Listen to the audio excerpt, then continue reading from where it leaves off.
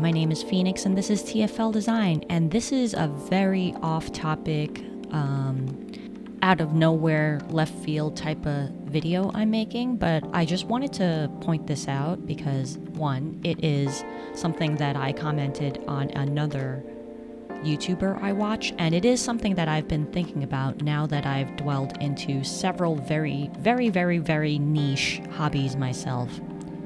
And I'm talking about gatekeeping. Well, it all started with me watching like several YouTube luxury channels. Basically, ever since I started buying luxury bags and costume design jewelry and stuff like that, I sort of watch a lot of YouTube creators that either talk about it and, share their opinions, as well as reviews and things like that. But lately, the community has been shaken up a bit, talking about like quiet luxury over, very loud logos, stuff like that. It all has to do with the Gwyneth Paltrow case, and I'm not really going to go into it, but just know for the longest time that, there's always been this thing of, classy people wear this and that versus, new money, old money, and all that garbage. And, as an outsider myself, because one, I'm not made of money, and two, I'm very new into this and just sporadically buying whatever I want, I just found it all very interesting that it reminded me of so many other niche communities that I'm a part of. If you visited my Instagram or have followed me a long time there or on this YouTube channel, you'll know that my hobbies range from everything from anime, gaming, firearms, and now I'm dwelling into doing nails and luxury items and stuff. It's kind of all over the place, but strangely they all have that gatekeeping problem. Like in anime, you all know, like, are you even a real fan if all you watch is Naruto and One Piece? I mean, have you seen Attack on Titan, which is like another very mainstream thing for some reason that people ask?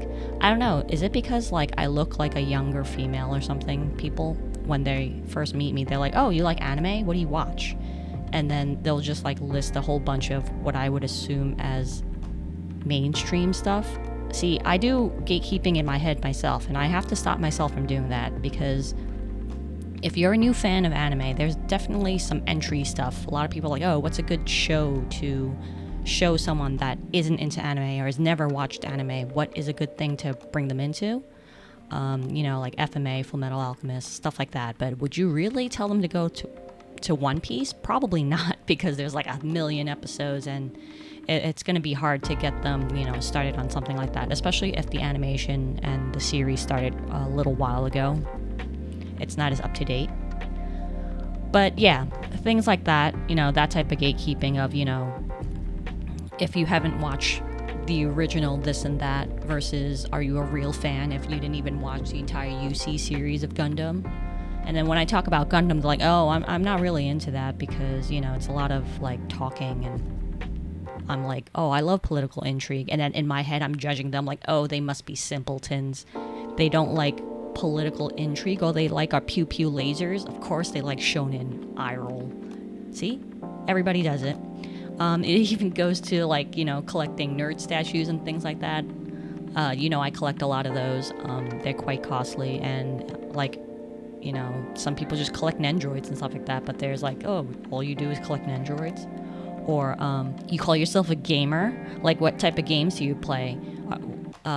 Angry Birds isn't considered a real game, Don't even get me started about PC versus console. I myself am a PC player, and there's definitely judgment on console, because in order to play competitively on PC, you have to build a rig, and those are expensive. And so, yeah, a lot of judgment does come from the fact that, if you have the money or not to even enter that arena. And once you enter, when you play an FPS or something, it's like, oh, so you're a support player, right? Because clearly you're a girl. You play support. You play heals. Or if you are playing a game where there are no healers or things like that, it's like, oh, okay, but like, do you even play competitively on ladder, or are you just like quick play non-ranked games? Which, once again, I have judged people for, because I did play competitively on ladder. Not like professionally, but like as a dirty casual, just try to grind that ladder and try to get really good. Of course, I've slowed that down nowadays. I don't do that anymore because, one, I'm old as so I'm way past my prime. I don't have to prove anymore. I have a job. Two, I definitely do feel that, games are not as important to me, and winning isn't as important as much as having fun and, talking about work and decompressing with my friends while playing these games. Whereas back in the day when it was all about winning, I definitely would yell at a friend or two for, failing to do this or that. And they would do the same to me because we were failing to, play competitively.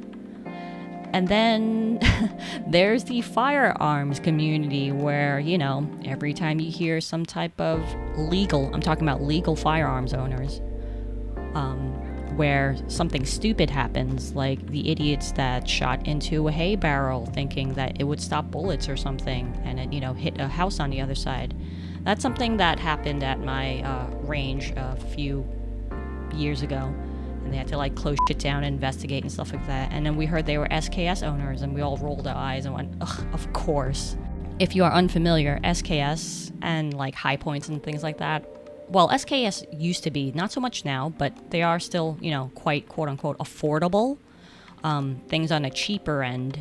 So, when we hear some criminal / dangerous behavior activity was done and it was an SKS owner, you're like, ugh, newbies coming into the sport, ruining it for the rest of us, creating drama and crime so that our sport is going to be investigated and looked into and shut down because of idiots like that. And so, yeah, once again, judgment and gatekeeping. And a lot of it does, trickle down to the fact that, it's how much money you can spend on it, and people in the community can judge based on that.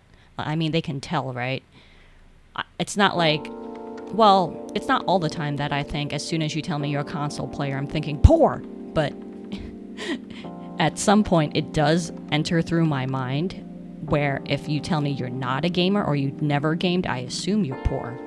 Is that worse? Am I a bad person? Maybe.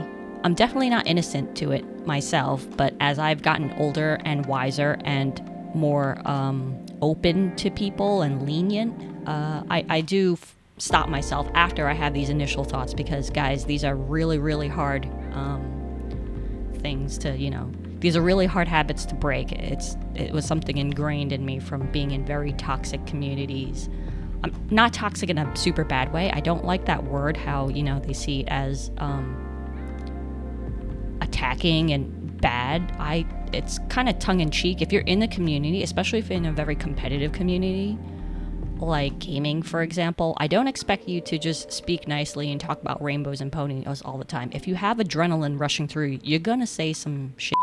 You're gonna say some things and have some gamer moments, and which you don't actually mean, but in hindsight, at the moment, it felt right, because it never felt right to me when people stub their toe after hitting it on the corner of a bed or something, go, poopy Snickers. No, I expect you to curse. I expect you to say right? So that's the same mentality I have with in-game, toxicity / comms. As a former troll myself when I was young, I totally get it.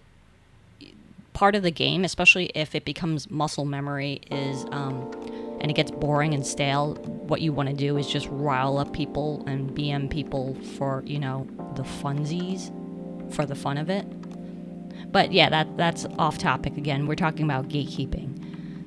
So yeah, it's just been fascinating watching so many different communities go through this. And like I said, this was a topic that I thought I'd immediately do a video on because I had just watched Romina Rose May's Luxury YouTube Isn't Dead, But It's Toxic video. And I made a really long comment on her video, and I was like, you know what, I'm just gonna, talk about this in a video of my own before it gets taken and used by someone else. I don't know that many people that do the same niche topics that I do. Oh, this is where I, brush my shoulder a bit. I'm doing it again. I'm being toxic again. I'm not saying I'm not like the other girls, but I really want to be. No. Clearly, if you're here and you know of all the topics I cover, you enjoy the fact that I am a person that has all these different personalities slash hobbies slash interests in things that don't seemingly all connect, but they honestly do through me. And I'm not saying I'm special or anything, but like maybe I am. Oh my god. I'm joking. Please don't take any of this personally.